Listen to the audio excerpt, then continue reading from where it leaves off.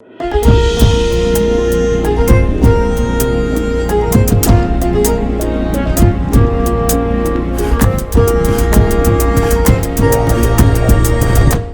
ጤና ይስጥልን የተከበራችሁ የፈታ ዴይሊ ቤተሰቦች የሰዓቱን መረጃ ይዘን ተገኝተናል።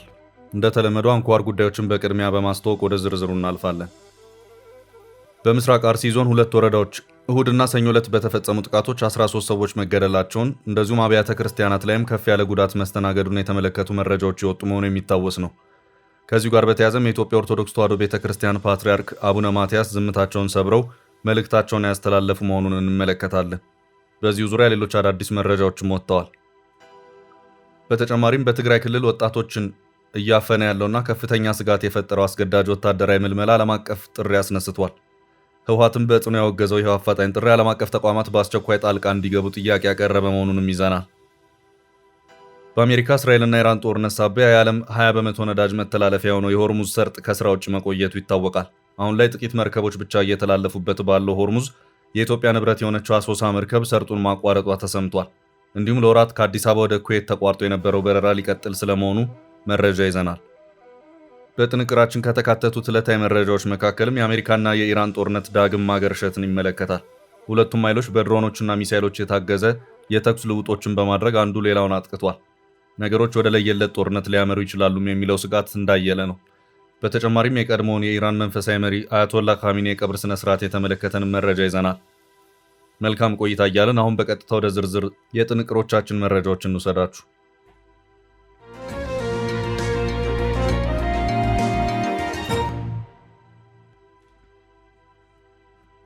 አቡነ ማትያስ በአርሲው ግድያ።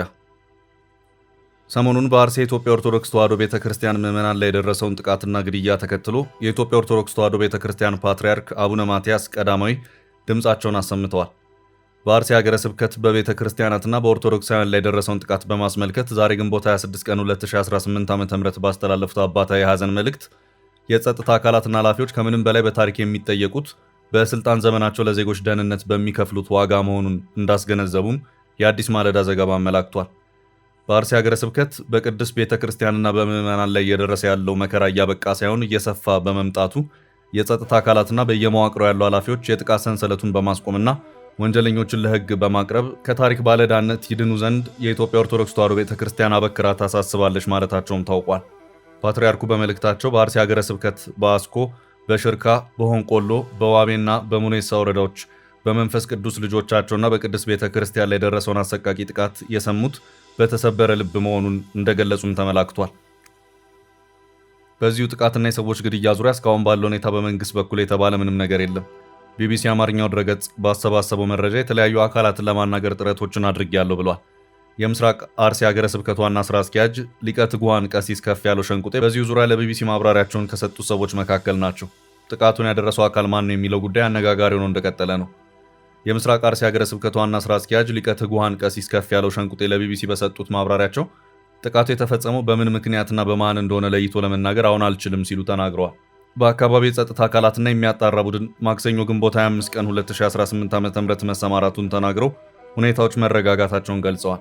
በጥቃቱ የሞቱ ሰዎችን በተመለከተም ግማሹ 9 ይላል፣ ግማሹ 7 ይላል። ይሄም ራሱ መጣራት አለበት ሲሉም አክለዋል።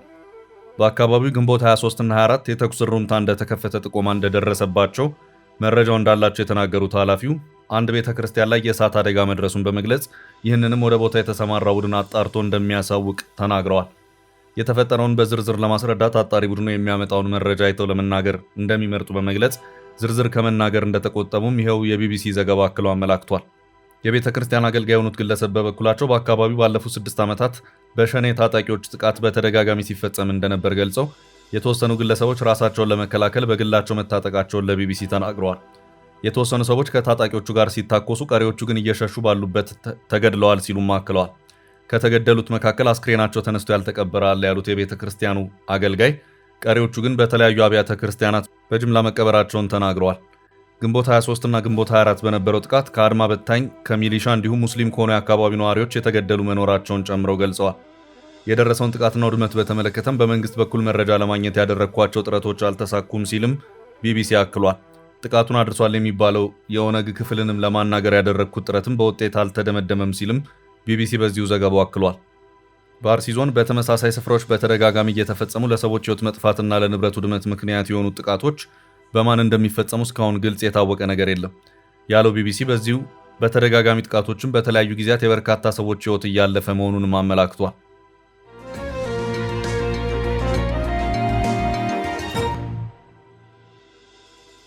በቀጣይ ርዕስ በወታደራዊ አፈሳው ዓለም አቀፍ ጥሪ ቀረበ። በትግራይ ክልል ወጣቶችን እያፈነ ያለውና ከፍተኛ ስጋት የፈጠረው አስገዳጅ ወታደራዊ ምልመላ ዓለም አቀፍ ጥሪ አስነስቷል። ህወሓትም በጽኑ ያወገዘው ይኸው አፋጣኝ ጥሪ ዓለም አቀፍ ተቋማት በአስቸኳይ ጣልቃ እንዲገቡ ጥያቄ የቀረበበት ነው። በትግራይ ክልል ውስጥ እየተካሄደ ያለው ስልታዊና ህገወጥ የወታደራዊ ኃይል አስገዳጅ ምልመላ ወይም አፈሳ በከፍተኛ ሁኔታ መጨመሩን በመጥቀስ ሳልሳይ ወያነ ትግራይ ድርጊቱን በጽኑ የሚያወግዝ ይፋዊ መግለጫ አውጥቷል። ይህ በክልሉ እየተፈጸመ ያለው ድርጊት የህዝቡን መሰረታዊ መብቶች የሚጥስ ግልጽ ድርጊት መሆኑን ያመለከተው ፓርቲው ክስተቱ በተናጠል የሚታይ ሳይሆን ሆን ተብሎ ንጹሐን ወጣቶችን ከቤተሰቦቻቸውና ከወደፊቱ ተስፋቸው ለመነጠል የታለመ ዘመቻ ነው ሲል ከሷል። ይህ በኃይል ወታደር የማድረግ ተግባር ያለምንም ህጋዊ መሰረትና የሞራል ማረጋገጫ እየተፈጸመ በመሆኑ በአስቸኳይ ሊቆም እንደሚገባ ፓርቲው ገልጿል። የዚህ አስገዳጅ ወታደራዊ ምልመላ ማህበራዊ ቀውስ በክልሉ ማህበረሰብ ላይ እጅግ አደገኛና ከባድ መዘዞችን እያስከተል እንደሚገኝ መግለጫው በዝርዝር አስቀምጧል። በአሁኑ ወቅት በትግራይ ወጣቶች ላይ ከፍተኛ ፍርሃትና ስጋት የነገሰ ሲሆን ወጣት ወንዶችና ሴቶች በማንኛውም ሰዓት ያለ አግባብ የመታሰርና በኃይል የመመልመል አደጋ ተጋርጦባቸዋል። ሳልሳይ ወያነ በይፋዊ መግለጫ እንዳመለከተው የዚህ ቀውስ ቀጥተኛ ውጤት በክልሉ የሚገኙ ወጣቶች ክልሉን ጥለው እንዲሰደዱ በር የከፈተ ሲሆን ይህም የትግራይን ዋነኛ የሰው ኃይል ሀብት እያመናመነና ቤተሰቦችን ለከፍተኛ ጭንቀትና ተስፋ መቁረጥ እየዳረገ ይገኛል። ፓርቲ ይህንን አጠቃላይ ውድቀት በህወሓት የአመራር ድክመት የፈጠረ ውጤት ነው ሲል በቀጥታ ተጠያቂ አድርጓል። የህወሓት አመራር ህዝቡን ወደ ሰላምና ልማት ከመምራት ይልቅ ማህበረሰቡን ወደ መፈራረስና ወጣቶችን ወደ ስደት እየገፋፋቸው ነው ሲል የከሰሰው ሳልሳይ ወያነ የትግራይ ህዝብ ይህንን ኢፍትሐዊ አሰራር በጽኑ እንዲቃወም ጥሪ አቅርቧል። በመጨረሻም የተባበሩት መንግስታት ድርጅትና ዓለም አቀፍ የሰብአዊ መብት ተሟጋች ተቋማት በአስቸኳይ በጉዳዩ ላይ ጣልቃ በመግባት ኃላፊነታቸውን እንዲወጡና አስገዳጁ አፈሳ በአስቸኳይ እንዲቆም የዲፕሎማሲያዊ ጫና እንዲያደርጉ የድርጅቱ ጥሪውን አስተላልፏል። ይህ በእንዲህ እንዳለ ባለፉት ጥቂት ሳምንታት በትግራይ ክልል ውስጥ የተጀመረው መጠነ ሰፊና አስገዳጅ ወጣቶች ወታደራዊ አፈሳ በህወሓት ዋነኛ አስፈጻሚነት ተባብሶ መቀጠሉን ያመለከቱ መረጃዎች በስፋት እየወጡ ይገኛሉ። የኢትዮጵያ ኢንሳይደርና የተለያዩ ሀገር ውስጥ መገናኛ ብዙሃን እንደዘገቡ ከሆነ በትግራይ ክልል ባለፈው አንድ ወር ውስጥ ብቻ ቁጥራቸው እስከ 30 ሺህ የሚደርሱ ወጣቶች በግዴታ ታፍሰው ለውትድርና ስልጠና መወሰዳቸው ተዘግቧል። በሌላ በኩል ህወሓትና የክልሉ የጸጥታ አመራሮች የቀረበባቸውን ያስገዳጅ አፈሳ ክስ ሙሉ በሙሉ ውድቅ ያደረጉ ሲሆን ድርጊቱ ህጋዊ ስርዓትን የተከተለና የአካባቢውን ሰላም ዘላቂ ለማድረግ ያለመ መሆኑን ይገልጻሉ። ድምፀ ወያነና የፓርቲ ይፋዊ መግለጫዎች እንደሚያመለክቱት የፌዴራል መንግስቱ የፕሪቶሪያን የሰላም ስምምነት በመጣስ በትግራይ ላይ በጀት መከልከልን ጨምሮ ዳግም ወታደራዊ ከበባ ለማድረግ እየተንቀሳቀሰ ባለበት በዚህ ወቅት የክልሉን ህዝብ ደህንነትና ህልውና ለመጠበቅ ራስን መከላከል የግድ አስፈላጊ መሆኑን ይገልጻሉ። በዚህም በአሁኑ ወቅት እየተከናወነ ያለው ተግባር ወጣቶችን በግዳጅ ማፈስ ሳይሆን የትግራይን ሉዓላዊነት ለማስከበር የህዝቡን አንድነት ለመጠበቅና የተፈናቀሉ ዜጎችን ወደ ቀያቸው በሰላም ለመመለስ የተወጠነ ህጋዊና ማህበረሰባዊ ንቅናቄ መሆኑን ህወሓት በጽኑ ይከራከራል።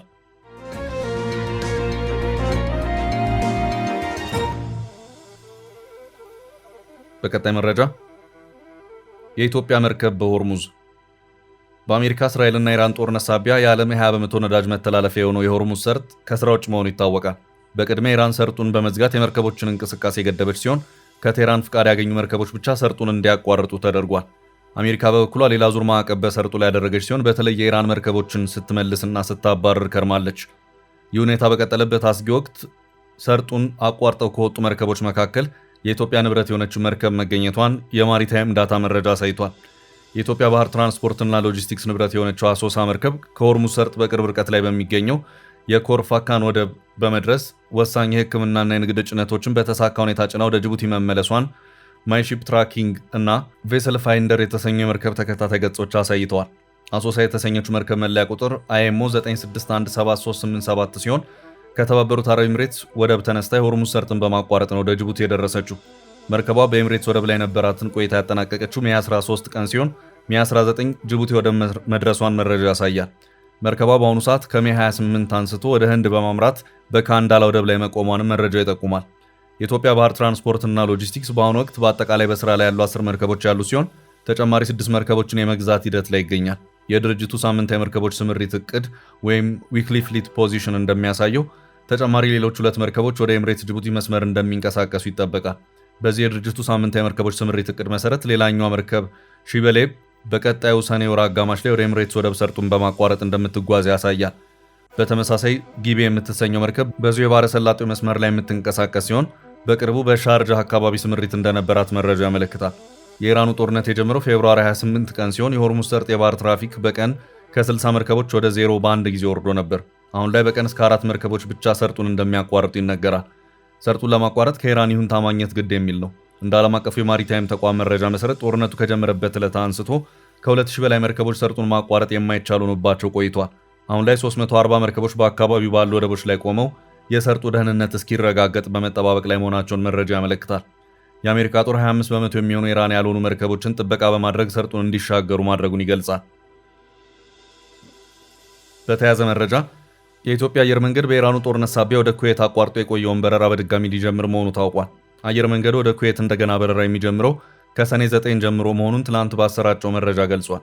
አየር መንገድ ወደ ኩዌትና ሌሎች የመካከለኛው ምስራቅ መዳረሻዎች የሚያደርጋቸውን ዕለታዊ በረራዎች ያቋረጠው በየካቲት ፌብሩዋሪ ወር መገባደጃ ገደማ ነበር። በጦርነቱ ሳቢያ የኩዌት ዓለም አቀፍ አውሮፕላን ማረፊያ መዘጋቱን ተከትሎ አየር መንገዱ ተጓዦችን ከኩዌት ወደ ዳማምና ሪያድ በየብስ በመውሰድ ከዚያም ወደ አዲስ አበባና ሌሎች ዓለም አቀፍ መዳረሻዎች ማጓጓዝ ጀምሮ እንደነበር አይዘነጋም።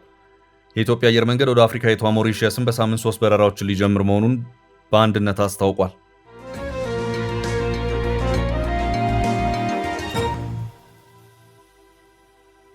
በቀጣይ መረጃ እንግሊዝ ስለ ምርጫው። በአዲስ አበባ የሚገኘው የእንግሊዝ ኤምባሲ በኢትዮጵያ በተለያዩ አካባቢዎች የተካሄደውን 7ኛውን ጠቅላላ ሀገራዊ ምርጫ የድምፅ አሰጣጥ ሂደት መጠናቀቅን አስመልክቶ ይፋዊ እንኳን ደስ አላችሁ መግለጫ አውጥቷል። ኤምባሲው ባወጣው መግለጫ ምርጫው እንዲካሄድባቸው በተፈቀዱና ምቹ በሆኑ የሀገሪቱ አካባቢዎች ሁሉ የድምፅ አሰጣጡ መርሃ ግብር በተሳካ ሁኔታ እንዲጠናቀቅ ላደረገው ለኢትዮጵያ ብሔራዊ ምርጫ ቦርድ ምስጋናውንና እንኳን ደስ አላችሁ መልእክቱን አስተላልፏል። ይህ የምርጫ ምዕራፍ በተረጋጋ ሁኔታ መከናወኑ ለሀገሪቱ ዴሞክራሲያዊ ጉዞ ጠቃሚ እርምጃ መሆኑን ኤምባሲው አመልክቷል። በተጨማሪም ኤምባሲው በምርጫው ሂደት ላይ በንቃት የተሳተፉ የተለያዩ የህብረተሰብ ክፍሎችን አበርክቶ በከፍተኛ ደረጃ አድንቋል። ራሳቸውን ለህዝብ ድምፅ ያቀረቡትን እጩ ተወዳዳሪዎች፣ ሂደቱን በታማኝነት የታዘቡ የሲቪል ማህበራት ታዛቢዎችን፣ የበጎ ፈቃድ አገልግሎት ሰጪዎችንና የምርጫ አስፈጻሚ ባለስልጣናትን በሙሉ አመስግኗል። በአዲስ አበባ የሚገኘው የብሪታንያ ኤምባሲ ይፋዊ መግለጫ እንደሚያመለክተው እነዚህ አካላት ምርጫው ስኬታማ እንዲሆን ያደረጉት የጊዜና የጉልበት መስዋዕትነት ለሂደቱ መቃናት ትልቅ መሰረት ጥሏል። ኤምባሲው የአፍሪካ ህብረትና የምስራቅ አፍሪካ የልማት በይነ መንግስታት ባለስልጣን በምርጫው ላይ ያሰማሩትን የምልከታና የደህንነት ክትትል ቡድን እንደሚቀበለውም አስታውቋል። በአሁኑ ወቅት የተከናወኑ የድምፅ አሰጣጥ ሂደት መጠናቀቁን ተከትሎ በቀጣይነት የሚከናወኑትን የምርጫ ሂደቶችና ደረጃዎች አስመልክቶ የእነዚህ ተቋማት የምልከታ ሪፖርት ይፋ በሚሆንበት ጊዜ ሰነዶቹን በጥንቃቄ ለማንበብና ለመገምገም እንደሚጠባበቅ ገልጿል። ይህ የዓለም አቀፍ ተቋማት ምልከታ የምርጫውን ተአማኒነትና ቀጣይነት ለማረጋገጥ ሚናው የጎላ መሆኑን መግለጫው ጠቁሟል።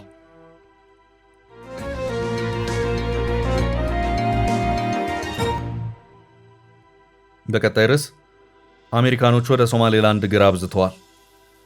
ለአሜሪካ ኮንግረስ የቀረበ አንድ ሰነድ ዋሽንግተን ሶማሌላንድ ላይ ከሰሞኑ ትኩረቷ መጨመሩን አመላከተ። እንደ ሪፖርተር ዘገባ ዋሽንግተን ከሶማሊያ ጋር መቃቃር ውስጥ ሳትገባ ከሶማሌላንድ ጋር በምን መልኩ መስራት እንደምትቀጥል እያጤነች መሆኑ ታውቋል። በሳምንቱ በአሜሪካ ኮንግረስ ላይ በቀረበው ሪፖርት በሞቃዲሾ የሚገኘው የአሜሪካ ኤምባሲ ልዑካን የሶማሌላንድ መንግስትን ለማነጋገር በተደጋጋሚ በወሩ ወደ ሃርጌሳ ጉዞ ማድረጋቸውን ተጠቅሷል። ልዑካኑ ሃርጌሳን በምን መልኩ መቅረብ እንዳለባቸው መንገድ እያፈላለጉ ነው ተብሏል። ሪፖርቱ ዋሽንግተን የሶማሊያ ሉዓላዊነትና የግዛት አንድነት እንደምታከብር ጠቅሶ የሶማሊያ ግዛት ሶማሌላንድን እንደሚያጠቃልልም ዋሽንግተን እንደምትቀበል አንስቷል። በዚህ አግባብ ውስጥ ግን ዋሽንግተን ከሶማሌላንድ ጋር ያላትን ግንኙነት ለማሳደግ አማራጮች እያየች መሆኑን ሪፖርቱ አመልክቷል። ከሶማሌላንድ ጋር በንግድ ትብብር ለማድረግ፣ በማዕድናት ኢንቨስትመንት ውስጥ ለመግባት እንዲሁም በቀይ ባህር ኮሪደር ደህንነትን ለማስከበር ሶማሌላንድ ቁልፍ መሆኗን ሪፖርቱ ይጠቅሳል። የአፍሪካ ቀንድ ሁኔታ ግን ውስብስብ ነው ያለው ሰነዱ የሃርጌሳ ከሞቃዲሾ ጋር ለመስራት አሻፈረን ማለት የአሜሪካን ፍላጎቶች ለማስኬድ ከባድ እንዳደረገ ይተነትናል። የሃርጌሳ ባለስልጣናት አዲሱ የበርበራ ወደብ ለዋሽንግተን የንግድና ወታደራዊ ፍላጎቶች ክፍት መሆኑን መናገራቸውን ሰነዱ ጠቅሷል። ሃርጌሳ ግን ከሞቃዲሾ ጋር መነጋገር አትፈልግም ነው ያለው። በቀይ ባህርና ህንድ ውቅያኖስ አሜሪካ እንደ ሁቲና አልሸባብ ያሉትን የምትከታተልበት ወታደራዊ ፖስት እንደሚያስፈልጋት ግን ሰነዱ አንስቷል። በሞቃዲሾ ያሉ ዲፕሎማቶች አማራጭ መንገዶችን እየፈለጉ ስለመሆኑ አስፍሯል። የበርበራ ወደብ አዲስ ግንባታና ዝግጁነት ለኢትዮጵያ የውጭ ገቢ ንግድ ሌላ በር መሆን እንደሚችል ሪፖርቱ ያነሳ ሲሆን የቀጠናው ፖለቲካና የጸጥታ ሁኔታ ይህንን አወሳስቧል ብለዋል።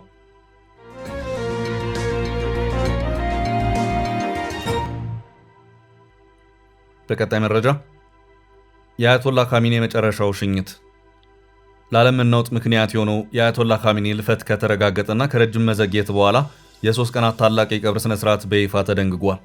የኢራን ከፍተኛ መሪ የነበሩት አያቶላ አሊ ካሚኒ የቀብር ስነ ስርዓት በ3 የተለያዩ ከተሞች ውስጥ ለ3 ቀናት እንደሚካሄድ ነው የታወቀው።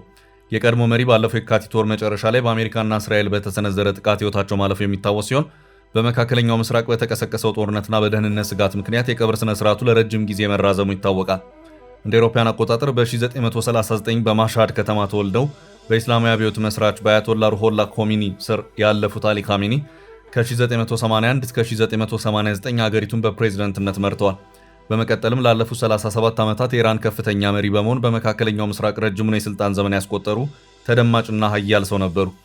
ቢቢሲ ባወጣው የህይወት ታሪክ ዘገባ መሰረት ለ10 ዓመታት ከምዕራባውያን በተለይም ከአሜሪካና እስራኤል ጋር የነበረውን የኢራን ፍጥጫ በበላይነት የመሩ የአገሪቱን የኒኩሌር መርሃ ግብር ያስፋፉና በአገር ውስጥ የተነሱ የተቃውሞ እንቅስቃሴዎችን በጠንካራ ክንድ ተግ ያደረጉኝ መሪ ህልፈታቸው በመካከለኛው ምስራቅ ታሪክ አዲስ የፖለቲካ ምዕራፍ የከፈተ ክስተት ሆኗል።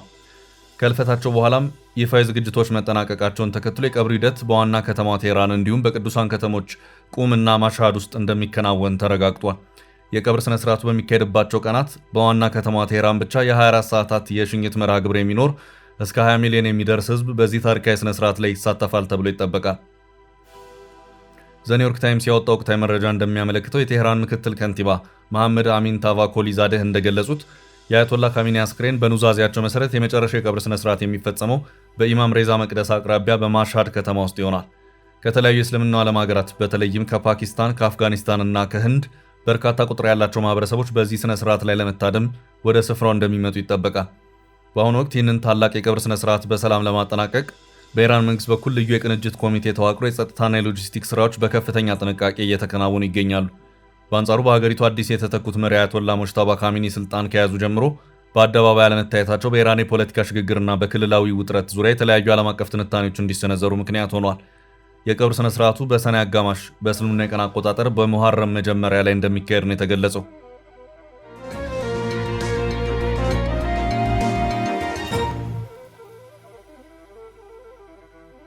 በሌላ መረጃ አሜሪካና ኢራን ወደ ሌላ ዙር ጦርነት። አሜሪካና ኢራን በአዲስ ጦርነት ውስጥ እየገቡ ነው።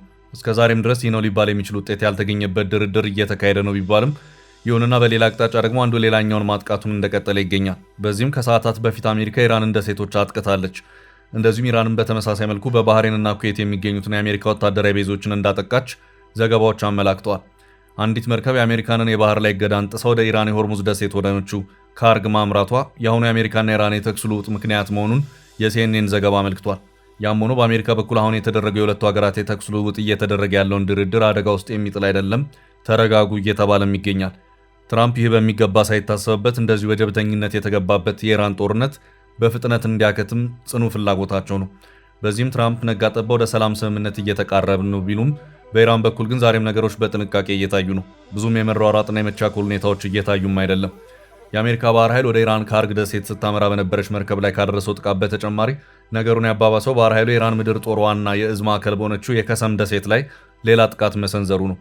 አሁንስ በቃ ትዕግስትም ልክ አለው ያለችው ኢራን በባህሬንና ኩዌት በሚገኙ ሁለት የአሜሪካ ወታደራዊ ቤዞች ላይ የሚሳይሎችንና የድሮን ጥቃቶችን ያደረሰች መሆኗን ገልጻለች። በአሜሪካ በኩል ድሮኖችም ሚሳይሎችም ተተኩሰዋል፣ ግን ደግሞ አክሽፈናቸዋል ተብሏል። የተፈጠረውን አዲስ የተኩስ ልውውጥ ተከትሎም በርካቶች ይኸው እየተካሄደ ያለው የሁለቱ ሀገራት ድርድር ይቋረጥ ይሆን የሚል ስጋታቸውን እየገለጹ ሲሆን ፕሬዚዳንት ትራምፕ በትሩዝ የማህበራዊ ሚዲያቸው ባጋሩት መልእክታቸው ድርድሩ ፈጽሞ አይቋረጥም፣ ይቀጥላል ሲሉ አስረግጠው አስታውቀዋል። ውድ ቤተሰቦቻችን ለዛሬ ያዝንላችሁ ርዕሰ ጉዳዮች እዚህ ላይ ቋጨን። ላይክ፣ ሼር እና ኮሜንት በማድረግ ለቻናላችን ድጋፋችሁን መግለጽ እንዳትዘነጉ እያልን ከሌሎች መረጃዎች ጋር ደግመን እስክንገናኝ ቸር ያሰማን ስንል ተሰናበትን።